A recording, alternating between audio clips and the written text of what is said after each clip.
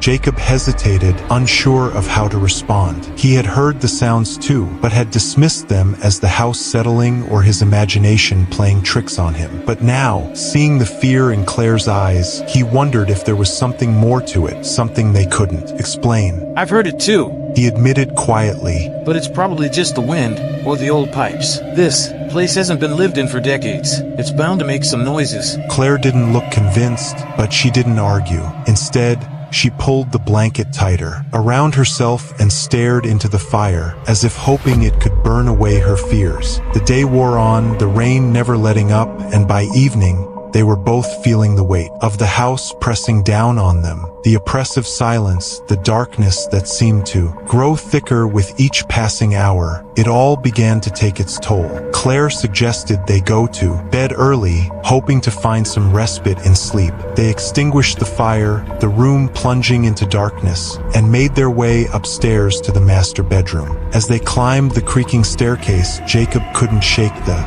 feeling that they were being watched, that something was following them, lurking just beyond the reach of the candlelight. Once in the bedroom, they prepared for bed in silence. The room was freezing, and even with the extra blankets, the cold seemed to seep into their bones. Jacob tried to brush it off, telling himself it was just the drafty old house, but the unease gnawed at him, refusing to be ignored. They climbed into bed, the mattress sagging under their weight, and Jacob blew out the candle. Darkness swallowed the room, and the silence returned, thick and suffocating. They lay side by side, but neither of them could sleep.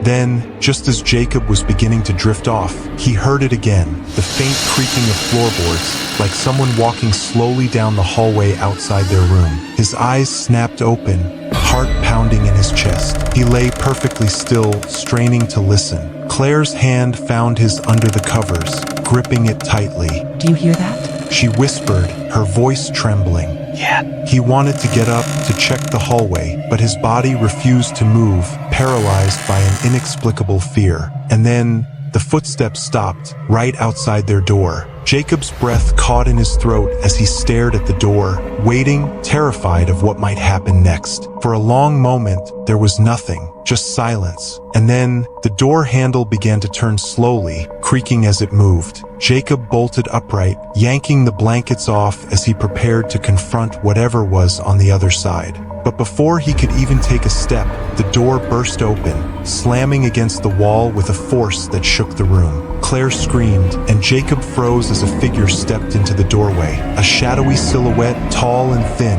its features obscured by the darkness. But there was something terribly wrong about it, something that sent icy tendrils of terror crawling up Jacob's spine. The figure moved closer, its movements unnatural, jerky, as if it were being pulled by invisible strings. Jacob tried to back away, but the bed was behind him, trapping him in place. As the figure drew nearer, the air in the room grew colder, the temperature plummeting until it felt like the very breath in Jacob's lungs was freezing. He could see his breath now, each exhale a cloud of mist in the frigid air. The figure stopped at the foot of the bed, and for the first time, Jacob could make out its face, gaunt, hollow-cheeked, with eyes that burned like coals in the darkness. Its mouth was twisted into a grotesque smile, revealing rows of jagged, blackened teeth. Jacob's mind screamed at him to run, to do anything, but his body refused to obey.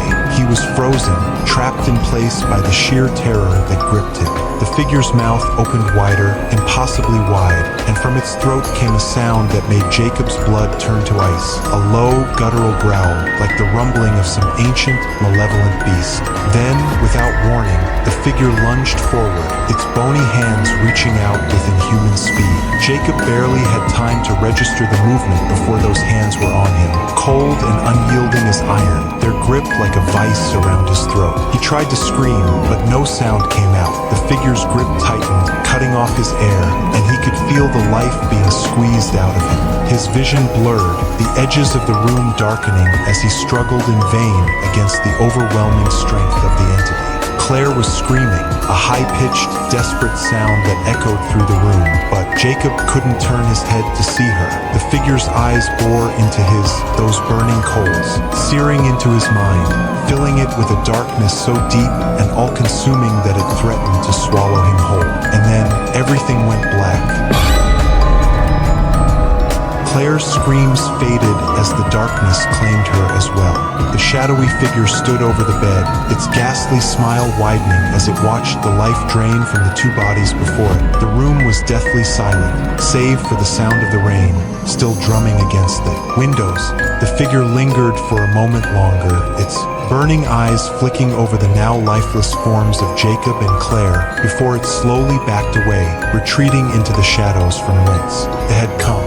As it disappeared into the hallway, the house seemed to sigh, as if content with its new residence. The door to the master bedroom swung shut on its own, sealing the room in. Darkness. Outside, the storm raged on, and inside Ashmore House, all was still once more. But somewhere, deep in the heart of the old mansion, the faint echo of a door creaking open could be heard, followed by the soft, deliberate sound of footsteps, as the house continued its eternal vigil, waiting for the next unwelcome guests to arrive.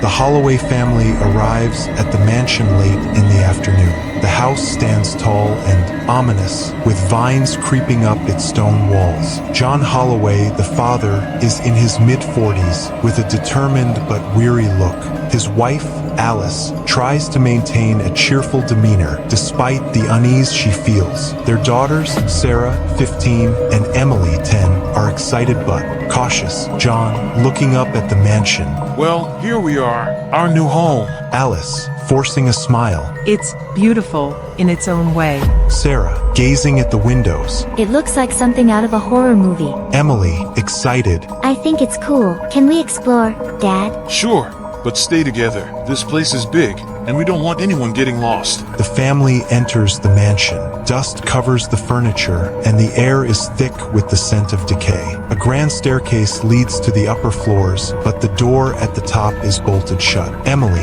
pointing at the staircase. Why is that door locked? John, frowning. I'm not sure. I'll ask the realtor about it. Sarah, whispering to Emily. Maybe there's a ghost up there. I hope so. The family begins to settle in, unaware of the ancient spirits watching them from the shadows. Late at night, Sarah and Emily are exploring the mansion while their parents are asleep. They find an old key hidden behind a loose brick in the fireplace. The key seems to pull them towards the locked door at the top of the stairs.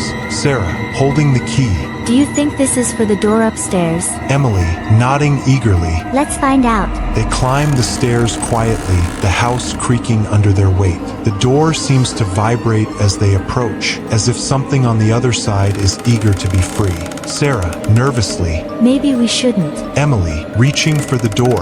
Don't be a baby. It's just a door. The key fits perfectly, and with a loud click, the door swings open. A gust of cold air rushes out, and the room beyond is filled with shadows that seem to move on their own. Emily, I don't think we should go in there.